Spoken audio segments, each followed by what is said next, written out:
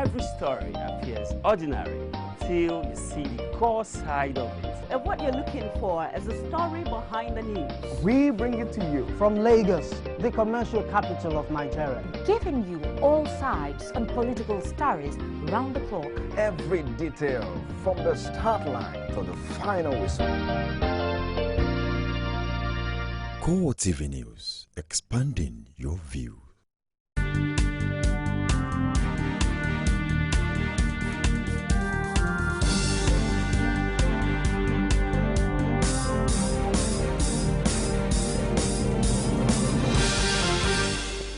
A very good evening to you. Welcome to CoreTV Primetime News. I am Omotayo Alo. In our major stories tonight, Vice President Yemi Osinbajo has affirmed the readiness of the federal government at building on the successes of the 2015 electoral process.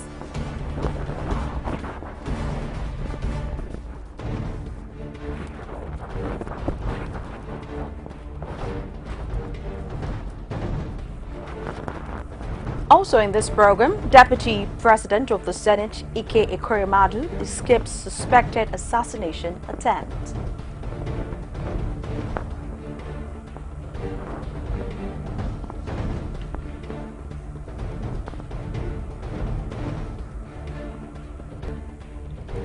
The Senate has vowed to resist all attempts to blackmail it over plans to prove the alleged 25 billion naira payment to an e-payment collection agency involving remittance to the Treasury's single account.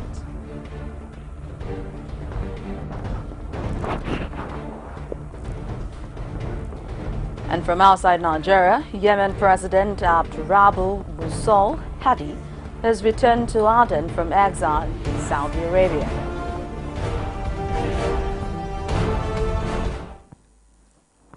Thank you for joining us tonight. Now the news in full. Vice President Yemi Osinbajo has affirmed the readiness of the federal government at building on the successes of the 2015 electoral process. Osinbajo, who stated this at the opening of the E-Conference 2015, says the current administration is keen to engage all stakeholders to ensure the deployment of technology for the 2019 general election. Abiola Oluwole completes the story. The E-Nigeria Conference is designed to explore ways of maximizing the potentials of the country in the area of information technology. Experts, electoral officers, politicians are here to brainstorm on how best to fight electoral fraud through the use of technology. The recommendations that will come out of these deliberations will greatly contribute to the consolidation of our electoral processes and systems in Nigeria. Vice President Osinbajo, who was represented by Deputy Chief of Staff to the President, Adebaye, maintains that the federal government is ready to deploy ICT to further guarantee effective service delivery to Nigerians. He also affirmed the stance of the current administration at building on the successes of the 2015 general elections by deploying technology for the 2019 electoral process. To further build on the achievements of the 2015 elections, we will engage all relevant stakeholders, as we are doing today, through dialogue, research on best practices across the globe, and conferences such as E-Nigeria to provide useful insights and information that can deepen understanding and engender the deployment of even more advanced technologies to improve our electoral process. For his part, the immediate past chairman of INEC, Atahiru Jega, is convinced that the 2019 elections will be a consolidation of the current electoral process. He however noted that emphasis must be placed on restructuring the existing legal framework for election, adoption of technology, and financial autonomy for INEC, a position seconded by his predecessor, Mahmoud Yakubu. Electoral processes cannot be effective if an election management body is starved of funds and/or has to go cap in hand to an incumbent executive begging for funds before it can conduct an election.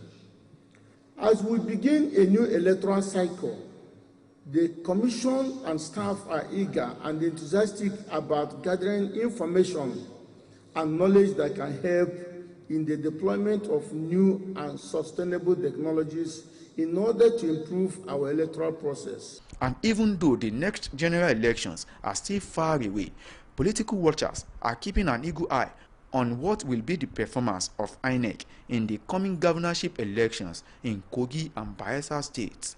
Abiola Oluwole, CoreTV News, Abuja.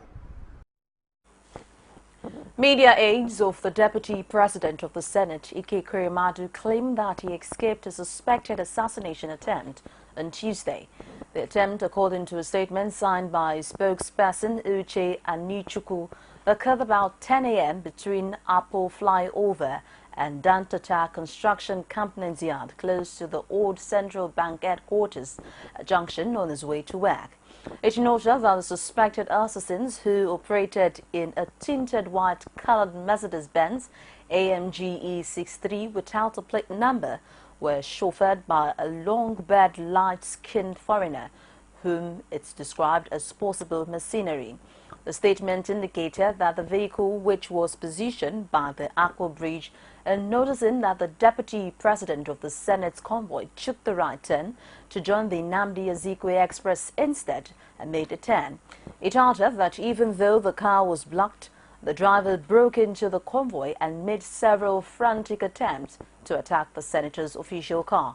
According to the statement, when security operatives attached to the Deputy President of the Senate charged at the vehicle, the Benz driver made a U-turn and partially smashed an oncoming vehicle in the opposite lane of the highway before escaping. Ekweremadu's media aide also said the development has already been reported to the security agencies.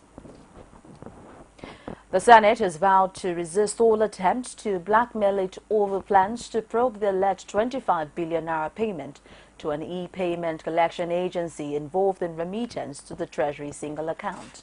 Senate President Bukola Saraki said this after the senator representing Kogi West, Dino Melaye, had raised the point of order in the publication on This Day newspaper, which he described as uncharitable to the Senate.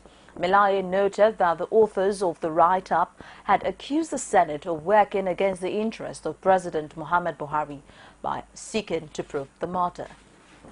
Or blackmailed by journalists, group of persons or individuals who have commercialized their consciences and then casting aspersion on the constitutional responsibility of the Senate, which is to carry out oversight functions over the MDAs. May that day never come that the Senate will see an anomaly or abuse of public funds and keep quiet because we are going to be blackmailed.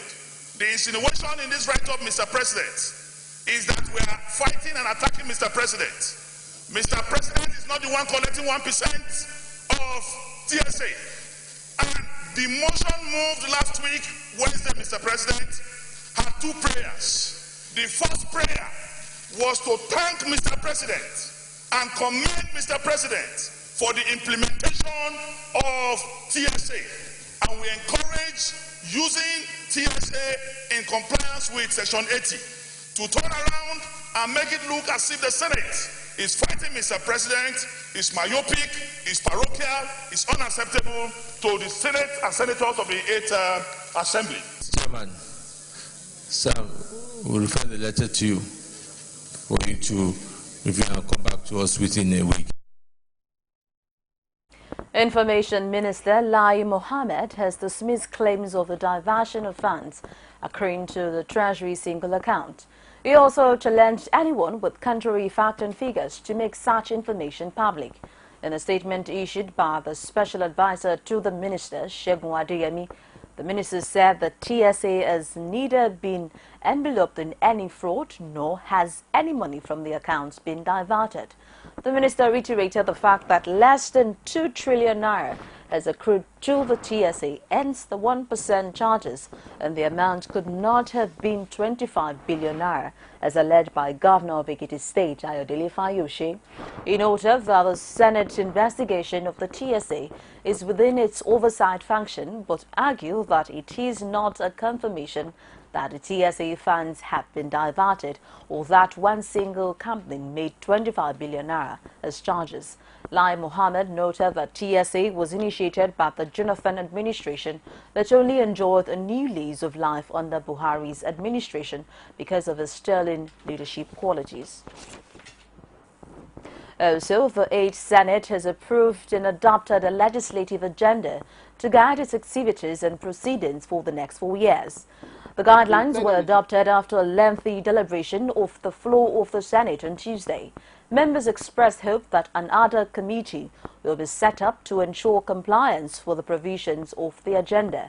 Senate spokesman Aliyu Sabi shed more light on the legislative agenda at a news conference after plenary. In plenary today, approved and adopted the report of the ad hoc committee on the legislative agenda and formally bringing to conclusion the production of that particular document. And with me here is a copy of that particular document. It has been approved, and henceforth, this 8th Senate will be guided by the content of this particular document. Mark the word, guided, because we're not going to be a rigid body. We're going to be a dynamic, flexible, responsive, but result-oriented, in the sense that whatever we have said here will be subject to the vagaries of our environmental dynamism, because the environment is dynamic. What we thought is correct today might shift ground based on new realities tomorrow. So we are going to be guided by this document in our actions, and in the coming days, weeks, bearing any issue, we should be able to formally have this document produced so that it will be formally circulated to all Nigerians to know. And for the Senate, we will ensure that it becomes a companion to our legislative actions. The House of Representatives is to investigate the activities of paid television operators in the country. This was on the basis of a motion by Edward Pajak, who expressed disappointment that the foreign operators demand millions of naira to put local stations on their platforms. The lawmakers also deliberated on the need to review the digitization program in the Nigerian broadcast industry. It also considered was a motion on the need to curb the unwholesome practice of banks in Nigeria. We'll take a quick break and we'll be back with more stories. Stay with us.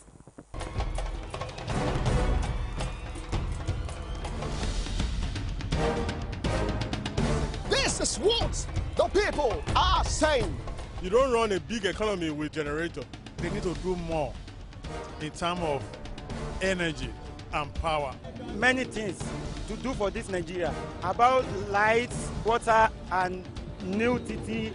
For Nigerians that are not gullible, we know that good laws have done nothing good for this country. Buhari won the election convincingly. Talk to our husband that you should keep promise about what you said, and because people are watching you, you know, another election is coming. Because some people will strong for Yoruba land, will be strong man, you don't die. This nation is moving forward. The best is going to take place. The people giving voice to the voiceless. Some pundits believe that as long as the political system is driven by selected few, corruption may be difficult to fight. You should be careful about what you say. I am not the only politician. Even if I've wronged anyone, it is time to forgive me. Please Arena every Sunday at 9:15 p.m. and a repeat broadcast every Tuesday at 1:30 p.m.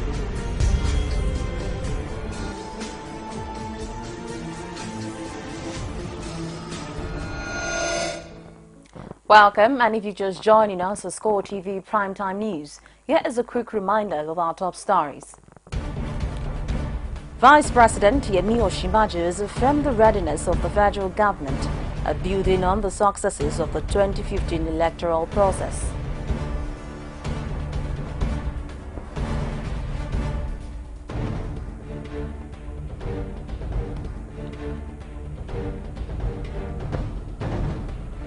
Also, Deputy President of the Senate, Ike Ekweremadu, escaped suspected assassination attempt.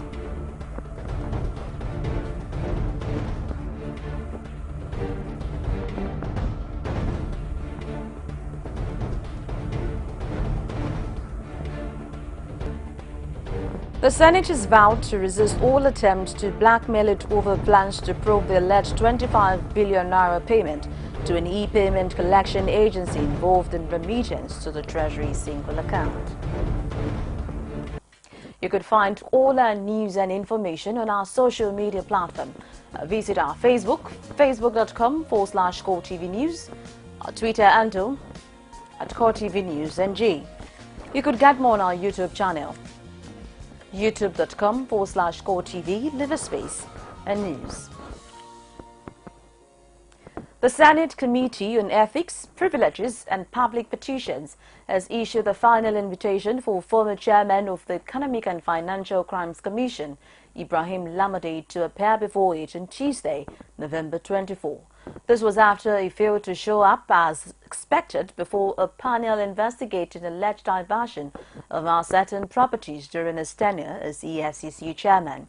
Committee Chairman Sam Ayao set the new date after a failed attempt by Lamade's lawyer, Festus Keyamo, to buy more time for the former EFCC chairman, whom he claimed had travelled out of the country for medical reasons. National Assembly correspondent Basiaye reports. This is not the first time Lamade will be disregarding an invitation to appear before the Senate Committee on Ethics, Privileges and Public Petitions.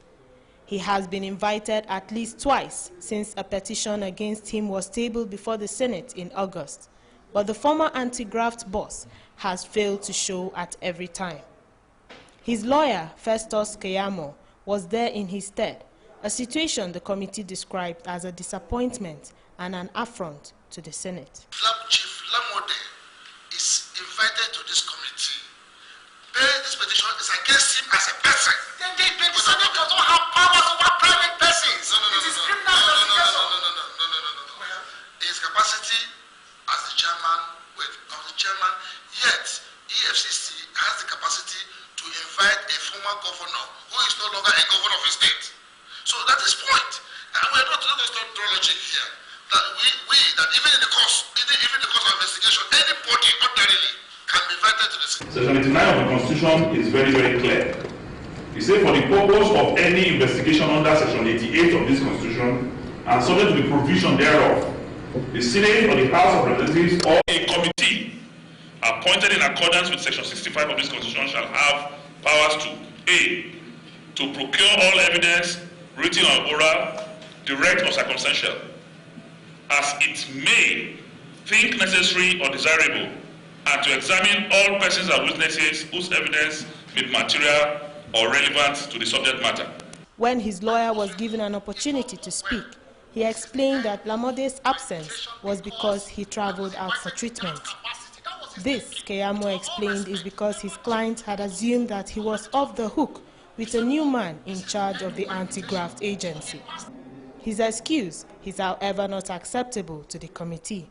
It was in his absence, sir, that the second letter came, this last letter came, and the distinguished members of this committee and the distinguished chairman, if you look at it, it was addressed immediate past chairman of EFCC. So the committee is aware that he's no longer chairman of EFCC. As a result, the factual situation was that he completely thought that in that capacity he could no longer sit down here again to give evidence for his committee. That's one. Secondly, and most importantly, that is the legal point now. The fact that he's no longer chairman of EFCC, sir, can this committee or can the Senate at all still exercise jurisdiction over him as a person under investigation, not as a witness? He has an invitation, and for almost 3 months he has been dodging appearance for this invitation.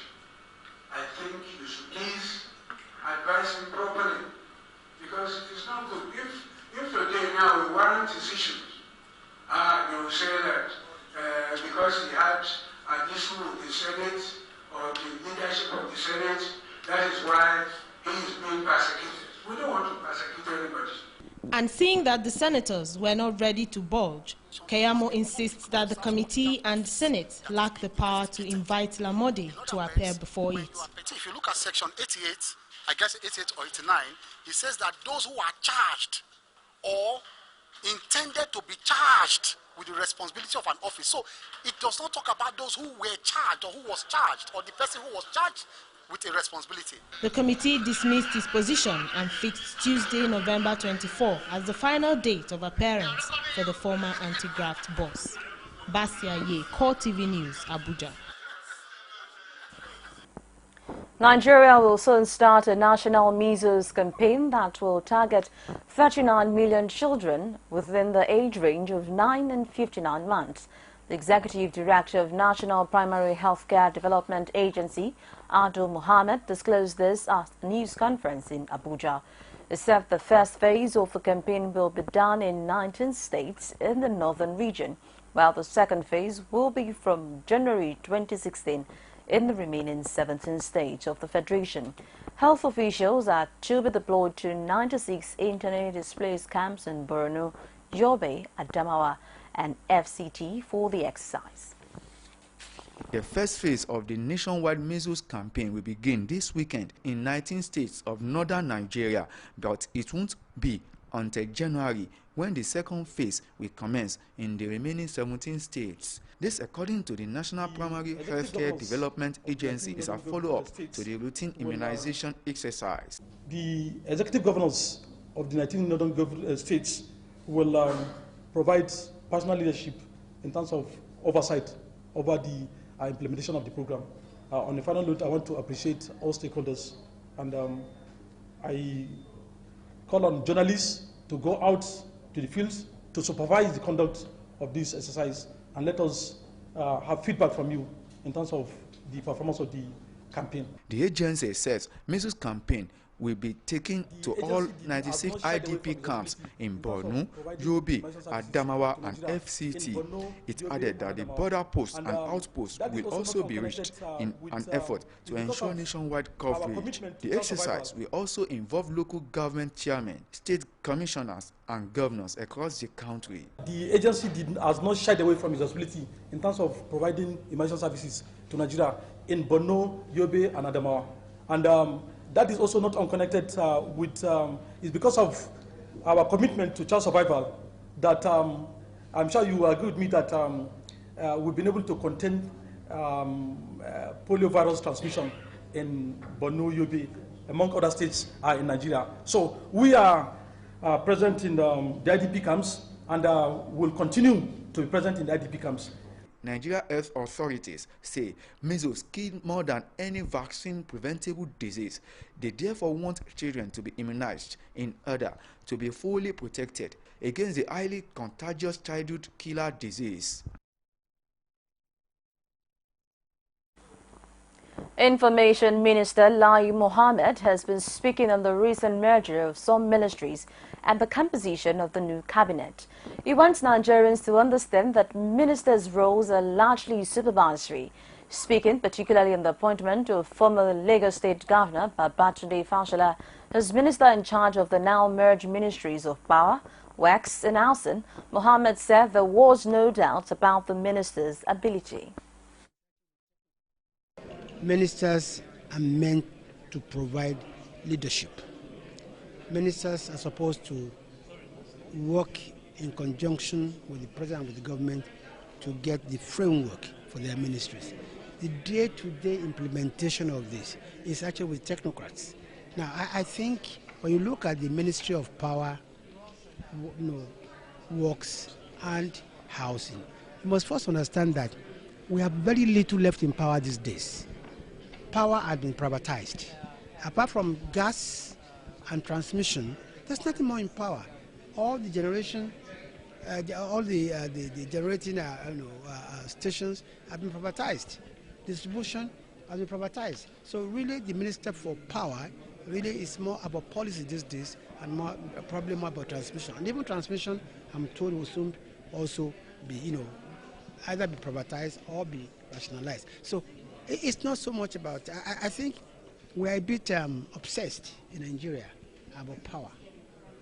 The kind of, for me, what a minister has are obligations and responsibilities, not really power. And I believe that Mr. President, in his very good judgment, must have believed that that is the best way, not just to reduce cost of governance, but at the same time put together ministries that can synergize, ministries that are related to one another. I don't see, I really don't see any issue. And believe me, we have absolute confidence in the capacity and competence. The Minister of Information and Culture, Lai Mohammed, has warned officials of the ministry against resorting to blaming lack of funds for non-performance. Mohammed issued the warning on Tuesday at a meeting with directors and heads of unit of the ministry in Abuja. The minister insisted that there should be no room for excuses or complacency among the staffs as they carry out the duties. Also, miffed by the dilapidated state of the country's infrastructure, the federal government says it has concluded plans to float what it tagged Infrastructure Development Fund. Now, speaking at the 2015 conference of the Nigerian Society of Engineers in Akure, the Federal Ministry of Budget and National Planning says the fund is imminent, acting in accordance with the National Integrated Infrastructure Master's Plan. Eminent citizens used the forum to appeal to the Ondo State government in repairing the state's end of the Akure-Ado-Ekiti road, citing it as one good point of infrastructural decay. Rashid reports from Akure. The 2015 Nigeria Engineers Conference, themed Infrastructure Master Plan, frowns at the deplorable level of the nation's infrastructure. The Minister for Budget and National Planning, however, discloses that SACO is on the way. As pointed to an example of infrastructural decay, the keynote speaker and legal luminary Afeba Balola plead for the reconstruction of the Akure-Ado Road, which is fast becoming a death trap. The future of Nigerian society depends heavily on the ingenuity, inventiveness, determination and skill that are innate assets of engineers. Formerly, it used to be take me only 45 minutes. Now, I have put this. A section of it belongs to me. Don't point to me. A section belongs to APT. Join hands together and plead with me. Do what you can for that road.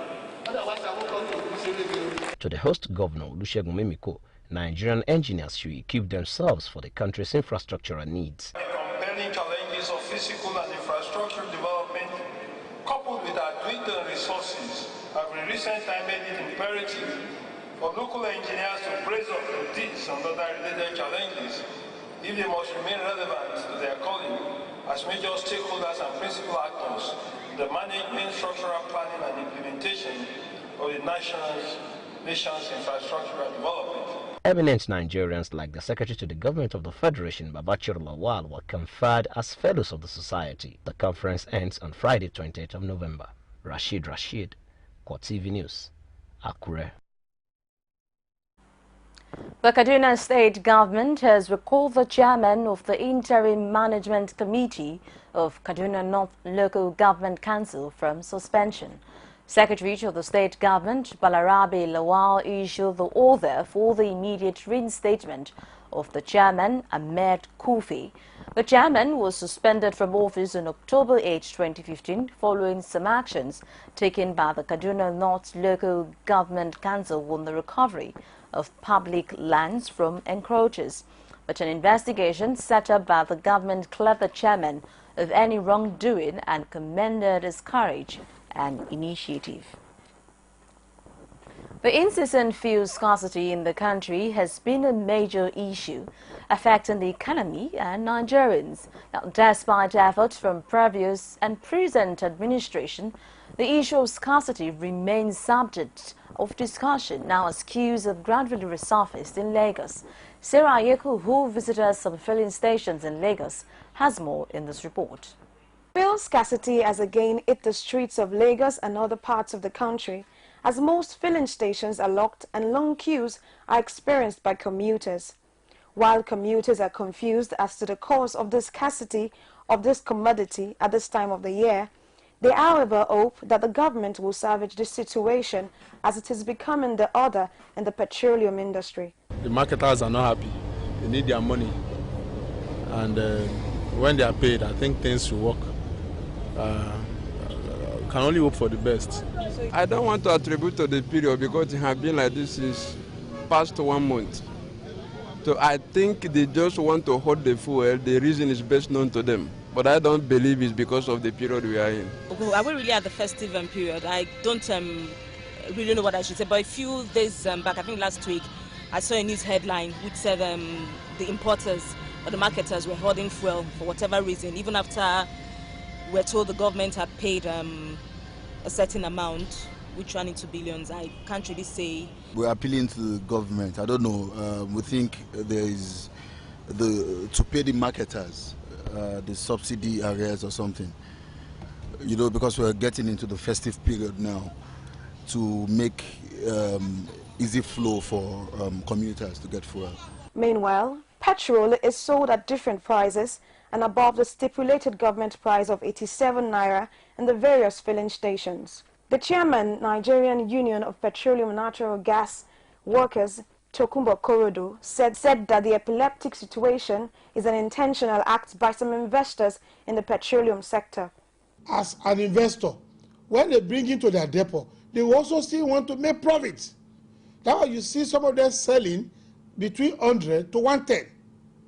I know the federal government meant well for Nigerians. They have good intention to correct the abnormalities of the past. But the cabal, they are at work. He, however, encourages the government to be unrelenting in their fight against corruption. NUPENG, we are not policy maker. We are stakeholders. The best thing NUPENG can do is what I'm doing right now. Wherever we think things going wrong, we draw the attention of government to it and the public. It is not left for government. If truly they have genuineness, the genuine intention to correct these abnormalities, they should not sleep. It is expected that the President Muhammadu Buhari will be more proactive in his effort to finding a lasting solution to fuel scarcity in the country. Sarah Yeku, CoreTV News, Lagos. The Ogun State Police Command rescued the stolen 2-week-old baby who was stolen in Abule-Ifo in Ifo local government area of Ogun State on 31st October 2015 by one Ifeoluwa Yekini of Abule-Ifo, Ogun State.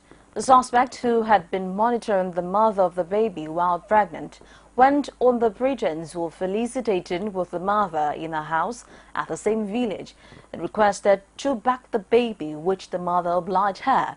She went further by requesting from the mother to take the baby out of the shop for the little baby girl.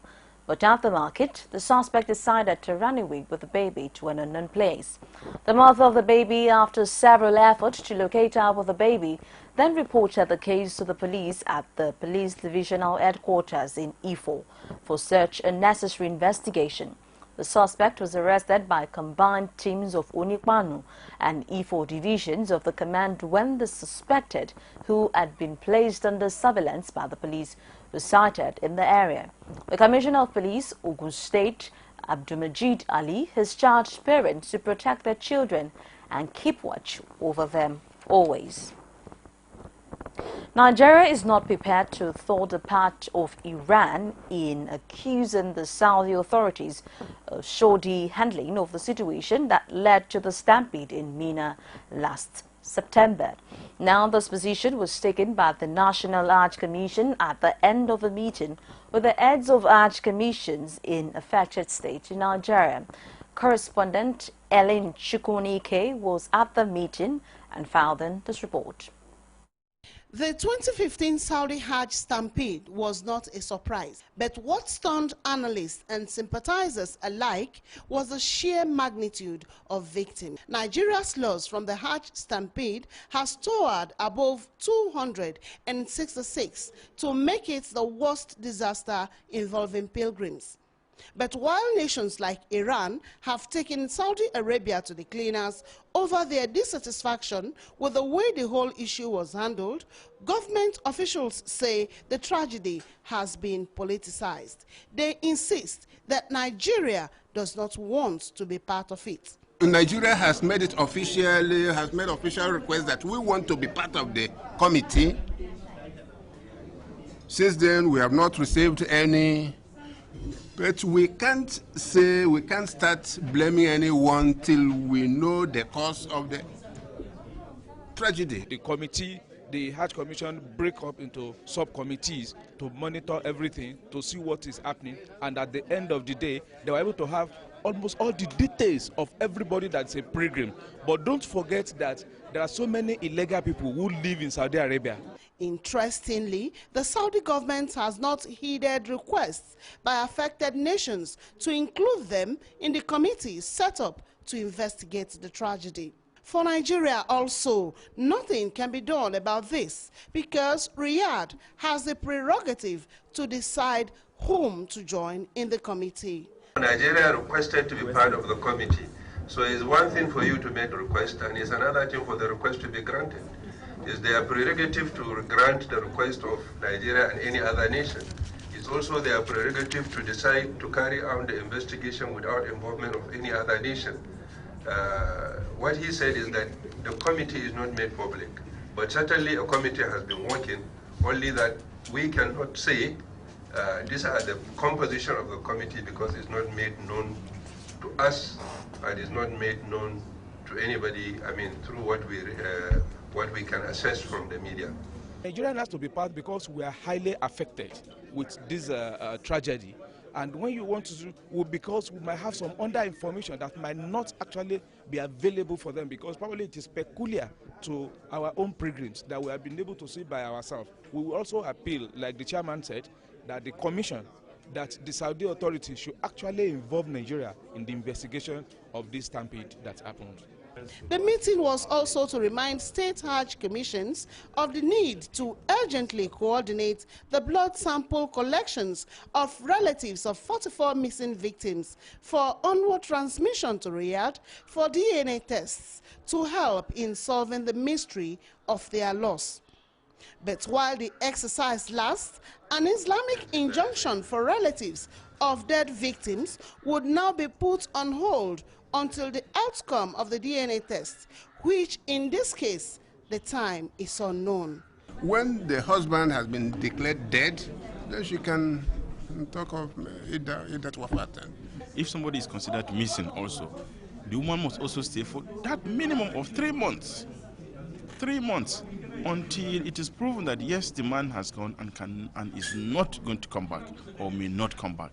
Then she's free to now go to the court of law and now seek for divorce, and divorce will be given to her. Authorities at the National Hajj Commission say they are willing to go about the tragedy according to the dictates of the Saudi government.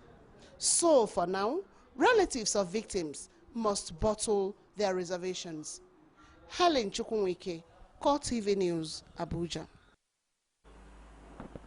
Recreation parks are generally referred to as the home for leisure, sightseeing and tourism. However, many believe that this act of relaxation is often observed by Western countries. In this report, our correspondent Godwin Kembro feels the pulse of Nigerians on recreation parks in Nigeria and its benefits. Recreation began from the early years of primitive societies as archaeologists have uncovered artifacts and evidences of sports and games by early men used for this purpose. In AD 80, Emperor Titus built the largest scale of man and animal slaughter arena for leisure. In recent years, recreational centers have been improved and have become very important parts of the Western world. However, this aspect seems not to be as much developed in Africa, and especially in Nigeria. In Kenya now, okay, I know of like 2 parks that I can just go random. Probably after work in a day, I'm like, okay, I'm tired, and then that's good enough. But I think that we should have more of it, because there are some parks it's just like, oh, there is nothing happening in the park. The place is as not useless in quotes as it can ever be. And there are some parks that are accommodating, the environment is friendly, and you really love to sit down. Some Nigerians are of the view that parks in the country are poorly maintained, while appealing to government to improve the state of these parks. Something like a swimming pool, and many things was be there. But even though do it normal, like Obodo Ibo, the thing will raise Nigeria money, more developed. So very neat. Yeah, they are quite alright, very okay. The ventilation is good. They have trees around, so it's quite conducive. Aside the benefit to individuals, recreational park is another source of revenue generation for the government. The government know what to do with them because they have been doing it, and I know they will continue doing it too. Well, I employ them to be maintained and take care of the place for public use. I think that they should do more of it, because it's a way of helping people relax. And it's a relaxed mind that would think of the next day at work. It's a relaxed mind that would be efficient when you want to work. So I think that they should build more of parks, because it's a way of relaxing. Yes. With the recent calls for diversification of the economy, there is need for government at all levels to take up recreational facility development as a source of revenue and promote tourism in the country. We take another break and we'll be back with business, foreign and sports stories. Stay with us. Is it crazy or autocracy? Or what type of crazy is that? Except crazy. News making the headlines. Black Maria is to carry criminals, treasure looters that are in government today. Sometimes it gets confrontational. Slap you in the face. Excuse me, don't put words into my mouth. Whatever it is that will bring our military to the secret. I said to hell. On Core Digest. I want to know why I should be believing them. Every weekday, we bring all of these together and take them to the court of public opinion. Everybody has a right in Nigeria. Where you are the judge. You can now watch CoreTV News live from anywhere in the world on our website, www.coretvnews.com. Click on Live TV on our website and watch us live. And welcome to CoreTV Primetime Days. To follow us on Twitter, click on Twitter icon on our website. On Facebook, click on the Facebook and YouTube to see all our previous news production. You can also watch us live on YouTube. Click CoreTV, leave a space, then news. CoreTV News, a 24-hour news station. Welcome. And news recently filtering in is that there's been a bomb explosion which rocks Adamawa State, killing over 19 people and injured several others. We bring you details of that in a subsequent bulletin. Meanwhile, in business, a civil society organization, Social Action, has raised the alarm on Nigeria's public debt, which it says has risen to 12.12 trillion naira as of June 30, 2015. National coordinator of the group, Vivian Belonu, revealed this at a forum in Abuja. Belonu, however, noted that increased rate of borrowing among government at all levels had not significantly impacted infrastructure development in the country. She also claimed that money from loans have been stolen or mismanaged in the same way that oil revenues have been misappropriated by government officials. And now to outside Nigeria. The Yemeni President Abdurrabbu Mansur Hadi has returned to Aden from exile in Saudi Arabia, with officials saying he would oversee campaigns against the Houthi fighters who control the capital, Sana'a. Hadi's arrival came after a series of setbacks for the Saudi-led campaign to reinstate him and fluttered and armed groups such as the Islamic State of Iraq and the Levant ISIL group increasingly active. Now, after landing in the provincial capital, Hadi went straight to the palace to supervise the offensive aimed at retaking rebel-controlled Taz province. His return comes just days after Khalid Baha, the Yemen Prime Minister, announced the return of his government to Aden. Meanwhile, following the rise of a number of the anti-Islam parties in Australia, a Sydney businessman has announced plans to form the country's first Muslim political party. Dai Mohammed, who is a self-employed 34-year-old with a background in marketing, says the Australian Muslim Party would first target winning a seat in the Senate at next year's federal election and then consider running candidates in state elections. Mohammed points out that his decision to form the AMP is born out of the need for Australia's Muslims to have a strong political voice. A number of anti-Islam parties have announced plans to run candidates in next year's election, and Mohammed hopes his party will give Muslims a platform to voice their opinions and views in an official capacity. Rwanda's Upper House of Parliament has unanimously approved the constitutional amendment to allow President Paul Kagame seek a third term. The vote by the Senate on Tuesday clears the path for a referendum that is not expected to face much opposition. It will be recalled that earlier this year, more than 60% of voters signed the petition calling for constitutional changes to be drafted that would allow Kagame to stand again.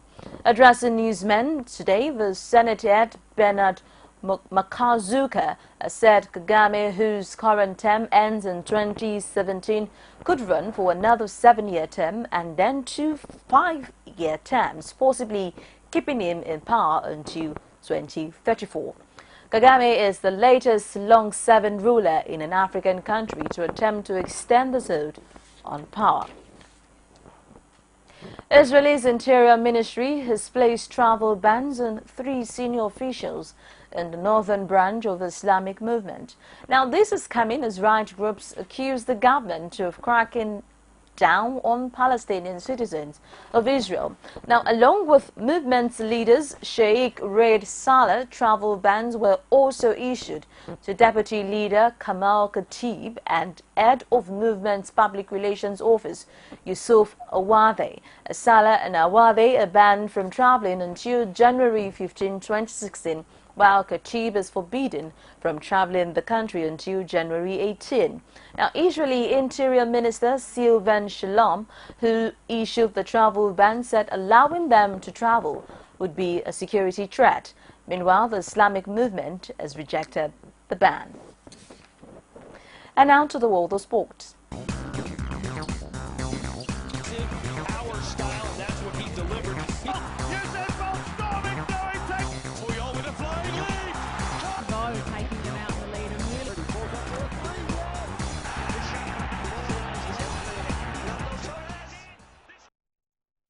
In sport, Swaziland's hopes of reaching their first ever FIFA World Cup got dashed as they crashed 2-0 to Nigeria at the Adokiye Amasiamaka Stadium, Port Harcourt, on Tuesday evening. A trademark-free kick from Moses Simon and Efe Ambrose's strike breezed aside Harris Bulunga's side, who had boasted about their chances of upstaging the Super Eagles before their home fans in Port Harcourt. And just before we go tonight, here is a quick reminder of our top stories. We told you earlier that Vice President Yemi Osinbajo has affirmed the readiness of the federal government at building on the successes of the 2015 electoral process.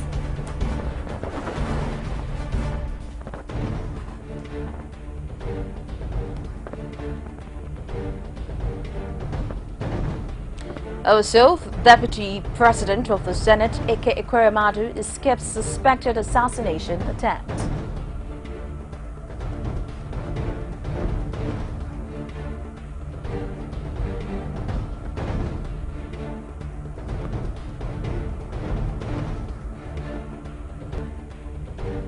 And finally, the Senate is vowed to resist all attempts to blackmail it over plans to probe the alleged 25 billion naira payment to an e-payment collection agency involved in remittance to the Treasury's single account. And on behalf of the entire news crew, thank you so very much for watching. My name is Omotayo Alo. Have a good night rest.